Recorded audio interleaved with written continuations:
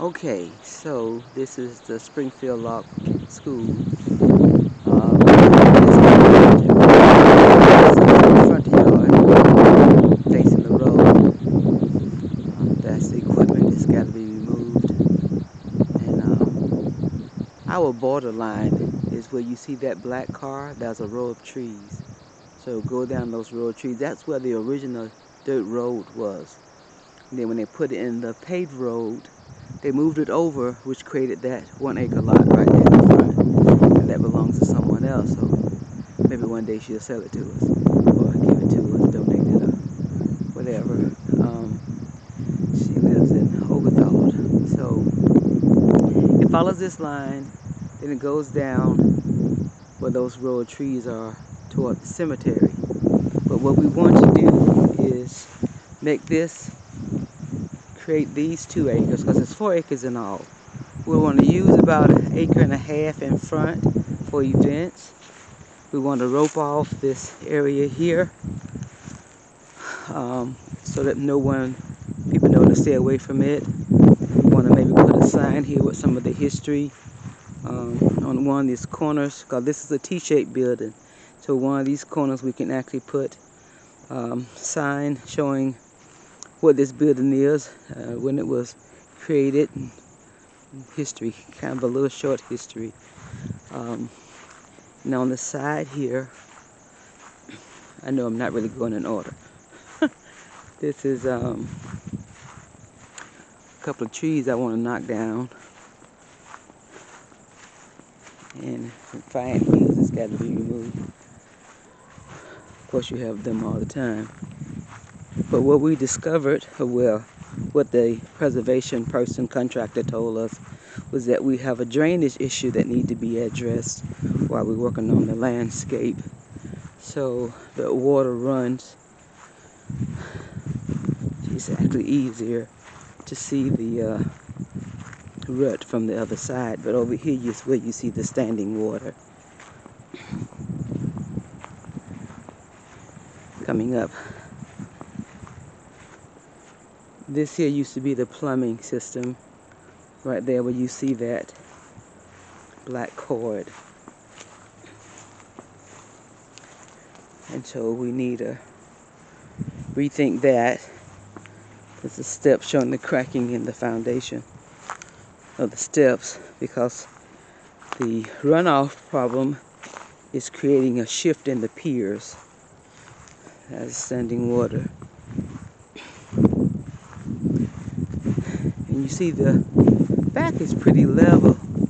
We use it a lot. People, this is the way to get to those cemeteries, to those graves over there. They come this way.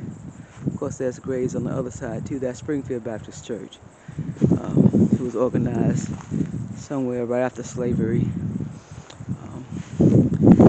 Those are Chapmans and Turners and Evans, which is all pretty much part of the same family. They either married into the family or they was born into it. But that's where most of the younger generations are buried. This is the community garden, Springfield Community Garden. As I said earlier, Springfield School sat on 4 acres of land. You can't see the ribbon from here, but there's a ribbon at that tree that's dead. There's a ribbon right beyond it for where the 4 acres stop. And that last grave over there, which should be Mitchell Chapman, the gentleman we bought that Springfield purchased the school acres from, the 4 acres from, he sits close to the boundary line, his headstone. But if you look on this side, you can see the ribbon.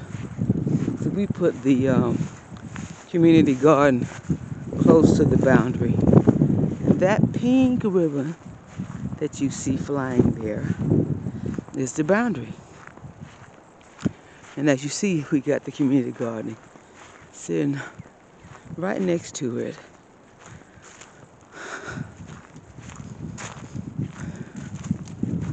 But there she goes. That ribbon isn't right. It's that yellow ribbon right there. The yellow ribbon on the tree is the boundary line. So this tree line, the tree line coming down here next to the school, is the boundary line for this side.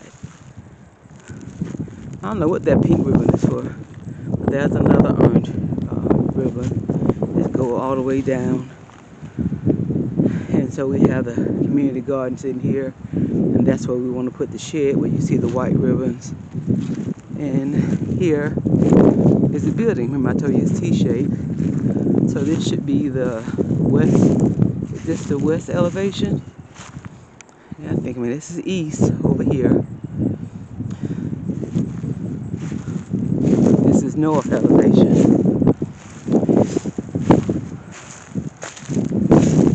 And I'll take you back to the front and let you see with that runoff spot. It's a very windy day today, so the tin is moving a little. Some more tin is falling off the building.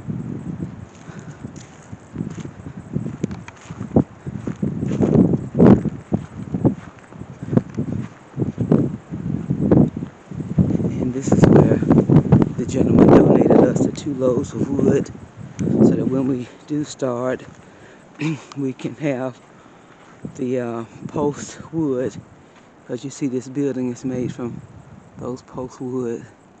We'll have the post wood to use. We don't have to keep asking for that. But here you can start to see the ruts, and it just gets deeper. And here's your ridgeway separation.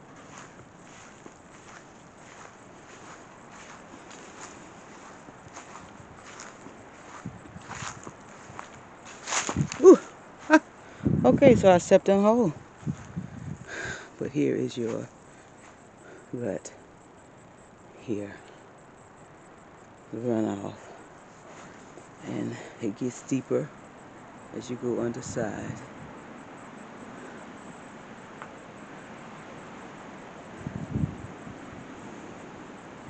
But there it is. And so once we level this off,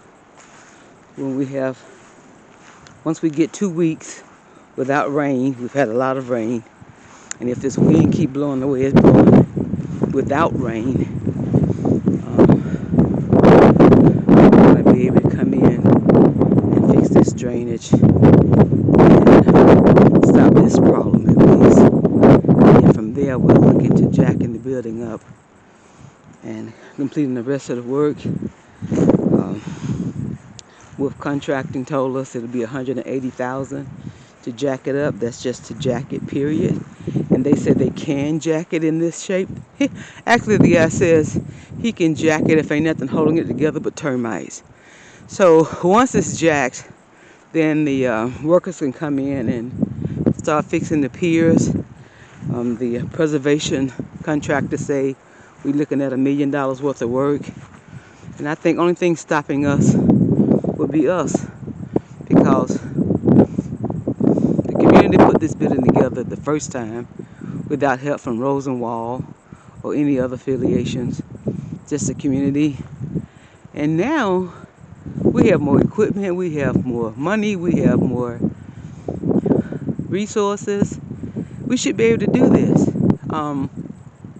So I don't know what is it going to take. We are filling out grants. We won the $10,000 from the Georgia Humanities, which is going to help us get started on this project. And we just need to keep pushing, because I think the history needs to be told.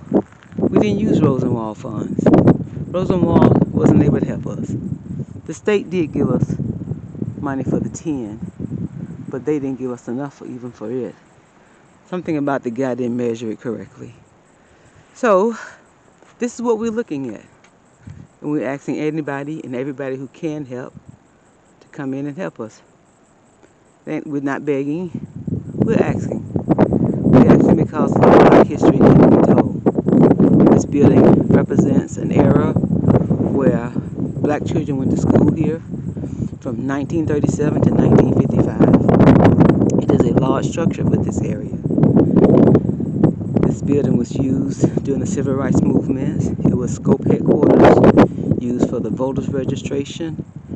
After that, it became Crawfordville Enterprise, a Randolph T. Blackwell project. He started it, he and Calvin Turner, and some of the other local members, Miss Mabel Heath and others. And it started in this building. They had a sewing plant and a silk screening plant. And from there, the building was used by Masons. It was used by the Girl Scouts of America. This was done in a black community, a Springfield community in Taliaferro County. And we should be proud of it. We should be proud of our involvement in the civil rights movement, our involvement in just human rights movement.